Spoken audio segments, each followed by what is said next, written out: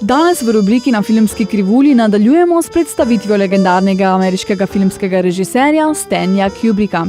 V Angliji, kamor se je preselil po uspehu filma Špartak, je nato posnel film Lolita, ki je ob izidu razburil predvsem pripadnike katoliške cerkve.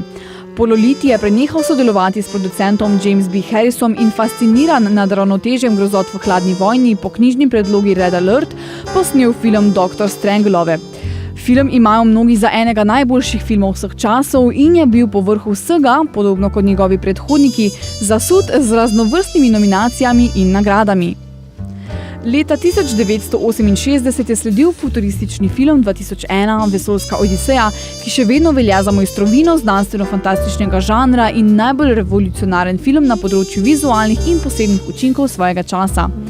Odiseja je Kubricku prinesla tudi prvega in hkrati edinega Oskarja, in sicer za vizualne učinke.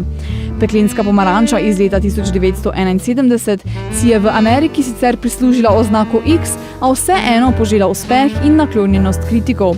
Največ nominacij na Oskarjih izmed Kubrickovih filmov pa si je prislužil Barry Lyndon iz leta 1975. Kostumska drama, ki sicer ni ponovila uspeha predhodnih futurističnih filmov, se prav tako ni nič kaj prida odrezala na kinoblagajnah. Po 5 letih premora je po knjižni predlogi Stephena Kinga posnel grozljivko Izžarevanje z Jackom Nicholsonom v glavni vlogi.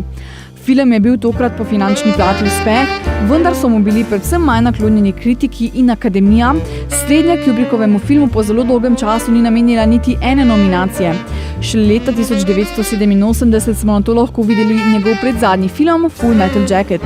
Kljub temu, da je v kina le malce prej prispel zelo uspešen vojni film Vod smrti, je Kubrickova vojna drama vendarle doživela finančni uspeh in dobila celo nominacijo za Oskarja za najboljši prirejeni scenarij.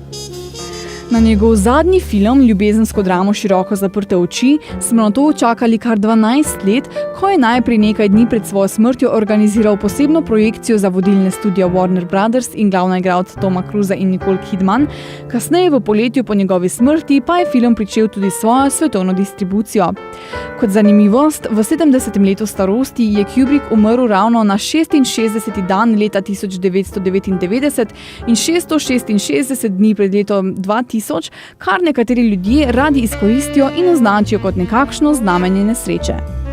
Skrivnostni režiser, ki je v svoji 48 let dolgi karieri posnel le 16 filmov, se nikoli ni rad udeleževal intervjujev in prav tako med samim snemanjem o svojem filmu ni govoril z drugimi.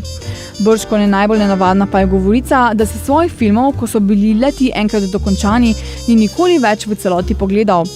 Kljub temu, da je ponavadi zaradi prizadevanja po popolnosti bil do svojih igralcev neusmiljen in strog, gre za unikatnega in enega tistih redkih režiserjev, ki mu je večino časa uspelo obdržati skoraj popoln nadzor nad svojimi filmi.